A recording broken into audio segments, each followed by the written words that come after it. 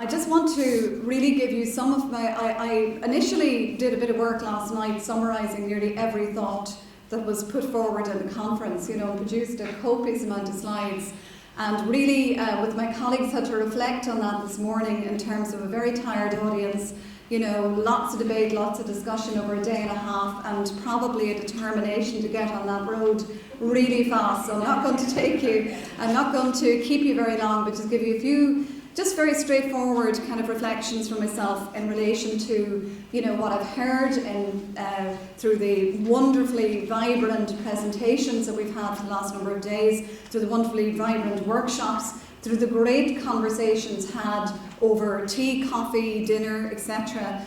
The really, really just wonderful kind of debates and discussions that this conference has a habit of incubating and generating, and I think full credit to my colleagues Pat Dole and John Canavan, on creating that environment of conversation, which I think is in discourse, which I think is really important to this work. So really just to give you some reflections, I think just that there is, there's been a lot of talk about national policy. There is a very supportive, I think, national policy context in terms of the work that we are attempting to develop in the context of TUSLA around prevention, partnership, family support. I think Better Outcomes, Brighter Futures is a wonderful framework. I think the high-level policy statement that Colin Keelan, Liz Canavan and different colleagues in the department that Fergal Lynch referred to yesterday is a very key document for us. If you haven't downloaded that document, have a look at it. It lays out a very clear policy framework for the prevention, partnership and family support work within TUSLA, and is very pivotal. I think also the blueprint document that is due to be published by Conor Rowley and colleagues in the department and launched next week in conjunction with Colma and colleagues, is an excellent document in supporting, and underpinning children's service planning across the country, and actually naming that practice piece around prevention, partnership, family support work under particularly outcome 3 as a working group, naming that working group as having a key responsibility to support practice development led out on by TUSLA around prevention, partnership, family support work. So I suppose that policy context is there, it's very clear, but local leadership and drive is key to success. And I think that is, what Colin Keelan over dinner talked about last night was actually hearing some of the senior managers for prevention, partnership, family support work, not talking about what the agency needed to do, but actually saying, this is what I am taking responsibility for doing, this is what I need to do in my practice to shift this agenda of work. And really that ownership is very key to success, really. But the beauty is in the detail. That's what I'm finding out consistently. The beauty is absolutely in the detail. We've got to work, we're at the stage now, we've got a policy framework. TUSLA has a very clear interior strategic and policy framework, mapping out where we are going over the next while. I think that was question 4 that was asked earlier. I just really want to reinforce that we are very clear about our roadmap, and it is very clearly articulated in conjunction with our colleagues here in China Family Research Centre through funding received from Atlantic Philanthropies, who are absolutely key to supporting, who have been very supportive of all of this developmental work within TUSLA. So the beauty is in the detail. Really we are working into detail around information gathering, around, how do we do process development well, how do we, really set up jobs well, how do we get people consistently practicing? These are very key kind of questions. And then in the middle of that, the whole concept, we talked about national guidance but local implementation. And I really loved the phrase from Gary Hines, structures and freedoms. What are the structures we're asking for? What are the key kind of asks that we have of the system, and what are the local freedoms? And that's been articulated by people in the audience very consistently. Interagency work, in my experience, is rare, and I have a long experience of trying to promote interagency working. It's rarely accidental.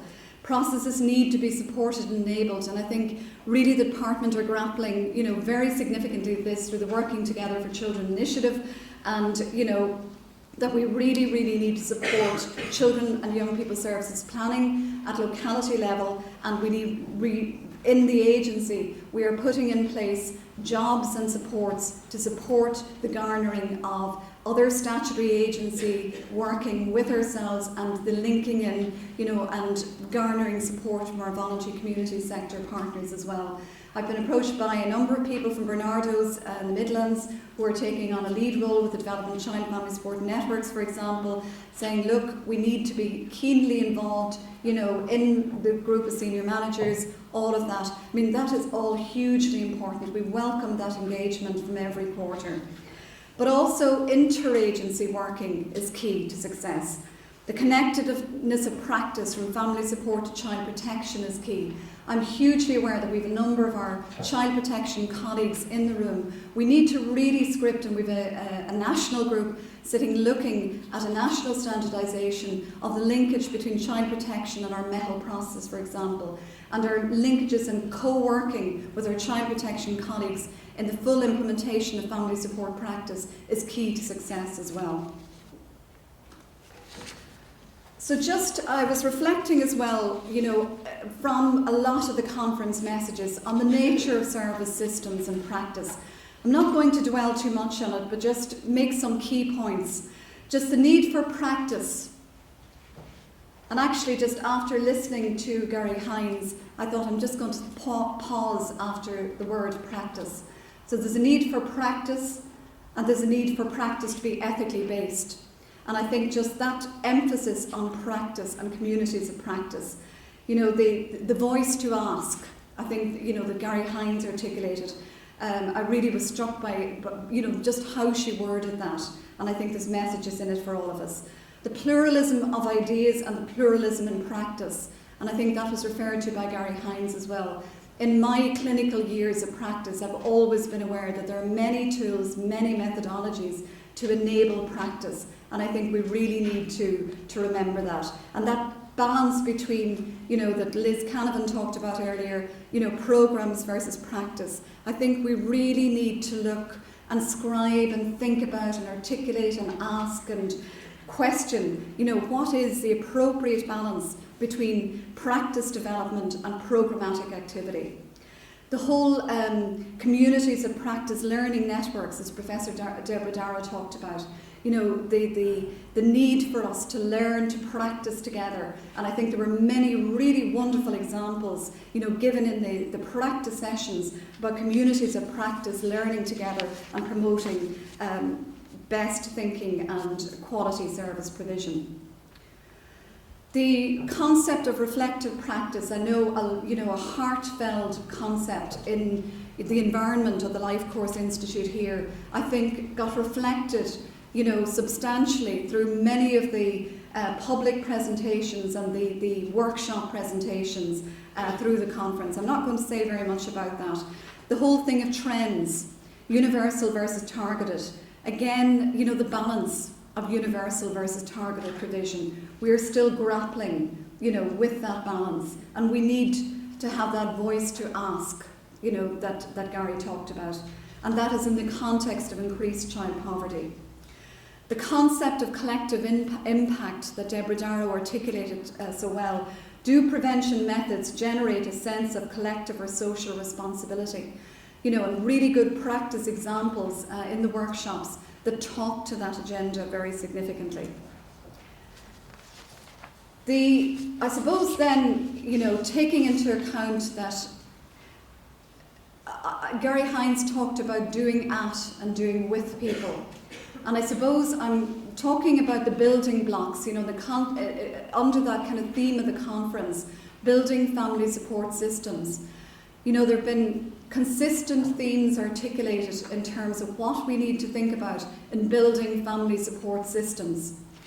And I think in the building of family support systems, I think we have given, long consideration over, as John says, many years, too many years to think about at this stage, John.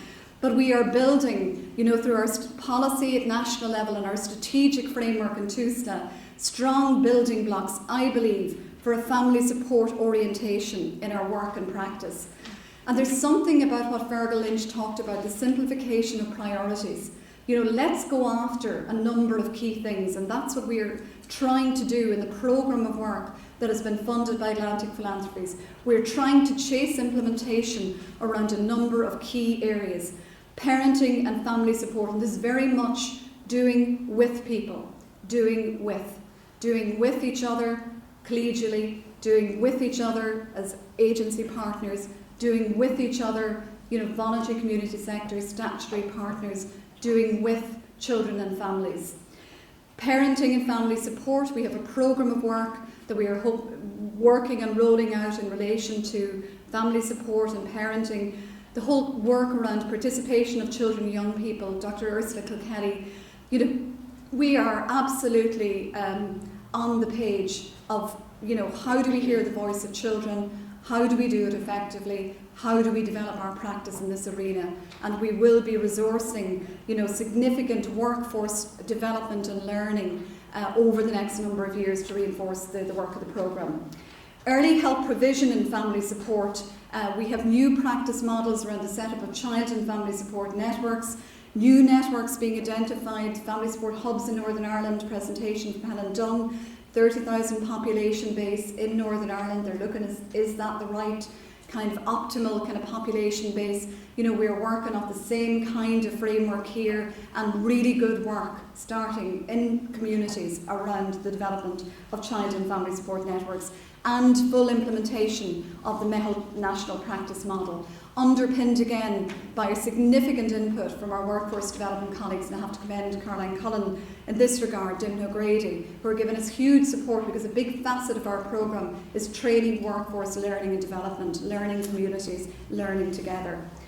We are adopting a strategic approach to commissioning, and again, the whole balance, scalability, all of the kind of points that came up for discussion earlier, the practice development side, scalability, mainstreaming, cost per child, how do you maintain voluntary community sector provision, on a cost per child funding basis. We need to really look at all of these kind of questions, and the voice to ask has to be kept to the fore. Public awareness of service provision as well. So you'll be glad to hear now I'm coming to an end. The conference, as we all know, has raised many issues. I think one of the kind of key messages I'm bringing away is that words matter, that a common language of description is required by all of us. And I really loved the phrase from Gary Himes, and I'm going to completely borrow it and attribute it to her: hold that reserve of the imagination, and I'm adding on new narratives for family support. Because this discourse has to be an active discourse, it has to be a learning discourse over many years. There are many concerns and frustrations. I've heard them, felt them over the last number of days. But I would say that we have a very strong plan. We have national policy support, we have a national team, we have regional and area-based teams. And maybe not all of you realise, but actually, since we stood here 2 years ago, we actually have reconfigured almost 90 posts into prevention, partnership, family support within TUSLA. And I think that is a huge statement of work in the direction of preventative family support services. Now, we still have huge work ahead of us, huge challenges, but huge energy and commitment, both from those involved in TUSLA in the family support side of things, but also in the child protection side of things as well. Huge commitment around children in care, around developing an alternative care strategy into the future. Again, this has all been enabled, and I really have to say, through the support of Child and Family Research Centre over many years, but also through the support of Atlantic Philanthropies. But I do want to pay tribute to the wonderful colleagues that we have working both on the partnership side, but also in-house in TUSLA, who are really showing significant leadership in this regard at all levels in the system. I believe that the movement from ideas to action is real. I think it's evidenced by that reconfiguration and movement towards 90 new posts supporting practice change on the ground through the work of TUSLA. So I just wanted to say that. So thanks a million for